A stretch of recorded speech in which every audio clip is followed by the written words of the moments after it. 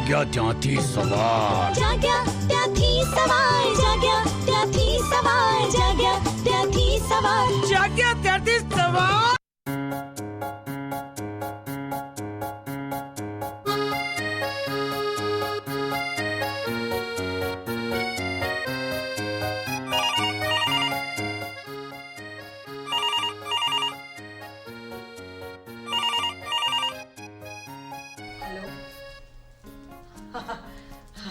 જાંબો પતિદેવ ખરા છો તમે તો. મને એમ હતું કે આ વખતે ક્રિસમસમાં તમે અહીંયા આવીને મને સરપ્રાઈઝ આપશો. તો શું,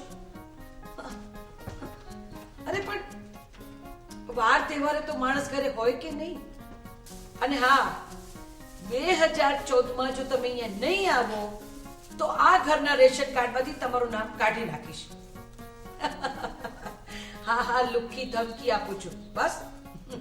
ઓકે, જય શ્રી કૃષ્ણ. આવજો, સૌનું ધ્યાન રાખજો. હા, હેપી ન્યુ યર. અરે શું હશે કાકા, આટલો સ્ટાર તમારથી નથી લાગતો. એની આ મારા જેવા મોટા સ્ટાર ને આવા નાના સ્ટાર લગાડવાનું કે છે. ઓહો, મોટો સ્ટાર કેવું પડે. સ્ટાર આમાં આમાં એક હમણાં ચૂંટલો ખણીશ ને તો ઉપરથી સ્ટાર સીધો ખરી પડશે જમીન પર. કાકી, એમાં એવું છે ને કે મારા જેવા કવિને આવું માથાકૂટ્યું કામ ના ફાવે. મારા જેવા સર્જનશીલ વ્યક્તિને આવા કામમાં ચિત્ત કેવી રીતે ચોટે? એમ? વાહ ભાઈ વાહ. ચિત્ત ન ચોટતું તો એક કામ કરો, રસોડામાં જાઓ, ત્યાં કેક પડી છે, એનો ટુકડો ખાઓ અને ગામડા ભેગા થઈ જાઓ. કાકી, હું ગામડે જરૂર જઈશ, પણ મોટા ગજાનો કવિ બનીને જઈશ. આવી આવી રે નાતાલ, આવી આવી રે નાતાલ, લાવી ખુશીઓનો તાલ, આવી આવી રે નાતાલ, આવી આવી રે નાતાલ.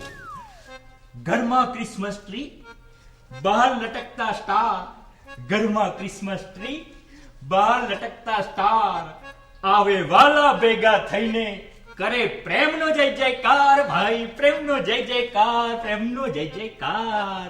કેવી લાગી પંક્તિ? અરે વાહ. અરે શું દાદી વાહ, આ તો મેં કાલે જ વાંચી હતી. ચોરી કરી લાગે છે, આ ચોરી કરી લાગે છે. જોઈને કાકી, આજકાલ મારા વિચારો પણ લોકો ચોરી કરી જાય છે. શું કપાળ ચોરી કરી જાય છે? શરમ આવવી જોઈએ તને. બીજા ત્રીજા ધોરણમાં ભણતા છોકરાની કવિતા ચોરીને પોતાના નામ પર લખી દે છે. ડૂબી મટાકણીમાં એવું પડી નથી. ગઈ. શું એવું નથી? જો અર્જણિયા, કાન ખોલીને સાંભળી લે. હવે જો ખરેખર તું કવિતા લખવા માંગતો જ હોય ને તો પદ્ધતિસર કામ શરૂ કર. જો પહેલા તો બહુ બધા આમ જેને જે નામવાળા કવિ હોય ને એમના બધાની કવિતાઓ વાંચવા માંડ, રિફર કરી જા બધું. અને એ ઓછું હોય તો બધા કવિ સંમેલનોમાં જા અને કવિતાઓ સાંભળ. પણ કાકી, આ બધું ક્યાં સુધી કરવાનું? બહુ વધારે સમય નહીં કરવાનો ગાંડા, માત્ર 10 વર્ષ. હે, 10 વર્ષ? 10 વર્ષમાં તો આખી આખી જનરેશન બદલાઈ જાય. જનરેશન તો ભલે ને બદલાતી, ભગવાન કરે ને તારા માથા પર જે કવિતાનું ભૂતે ત્યાં સુધીમાં ઉતરી જાય ને, બહુ સારું. અરે નમસ્કાર તુલસિયાણી, નમસ્કાર. માસ્ટર સાહેબ, મેરી ક્રિસમસ. ઓ merry Christmas, merry Christmas. Master સાહેબ, હા. આ વખતની ક્રિસમસ પાર્ટી છે ને એ યાદગાર રહી જાય ને એવા ન્યૂઝ છે મારી પાસે. એમ? એવું તો શું છે? અરે પેલી હાઈવે ઉપર નવી ક્લબ ખુલી છે ને, સુપ્રીમ રિસોર્ટ ક્લબ. અરે હા, એ તો બહુ મોટી ક્લબ છે ને, કેટલી બધી ફેસિલિટીઝ છે એમાં. હા, તો એ ક્લબના 31st ની નાઇટના પાર્ટીના પાસીસ છે મારી પાસે. શું વાત કરો છો? 31st ની પાર્ટીના સુપ્રીમ ક્લબના પાસ છે? ધીમે બોલો, ધીમે બોલો, સાંભળી જશે. એક કામ કરો, મારા ઘરમાં જઈને બધી વાત કરો.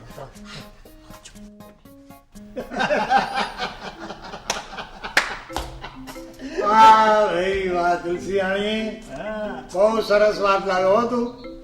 આપણા 3 સિવાય કોઈને ખબર જ નહીં પડે. હું તો કહું છું ભાઈ ડાન્સ પાર્ટીમાં જવું જ જોઈએ. હા, મુજી તું શું કહે છે? શું મુજી મુજી કર્યા કરો છો યાર તમે? મુજી ના કહું તો શું કહું તને? અરે સરસ 31st નાઇટની પાર્ટીની વાત છે. અને તું વિચારોના વમળમાં ગોતા ખાય છે. મુજી ના કહું તો તને કહું છું. હા પાડ કહું છું. હા પાડી દે. એમ હા પાડું. લાવો 1000 રૂપિયા. અરે 1000 ની ક્યાં વાત કરે છે? હે આવી પાર્ટી થતી હોય તો લાવો લાવો લાવો પૂરા 2000. 1000 રૂપિયા. હા. અરે કેમ?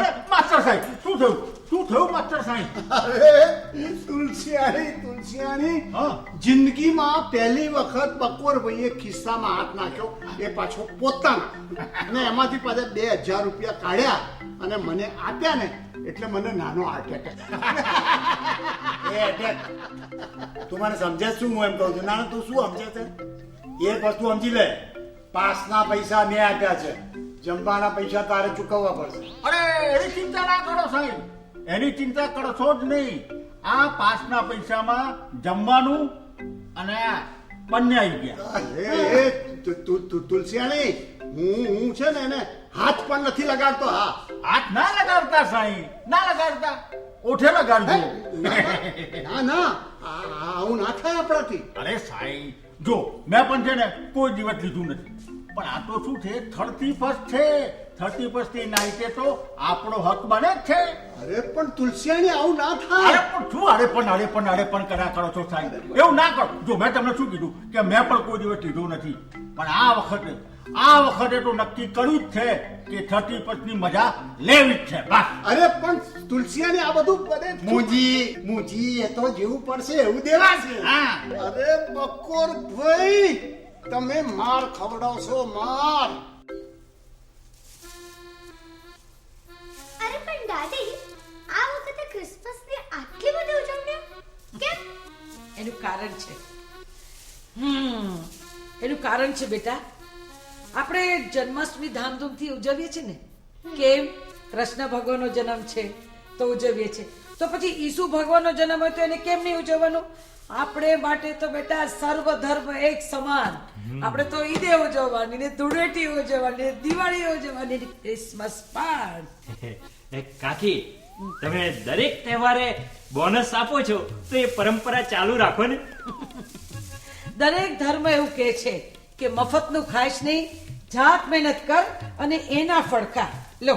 જાત મહેનત કરો, આ બારે જઈને લટકાવી દો. સરસ સરસ. જાગ્યા ત્યારથી સવાર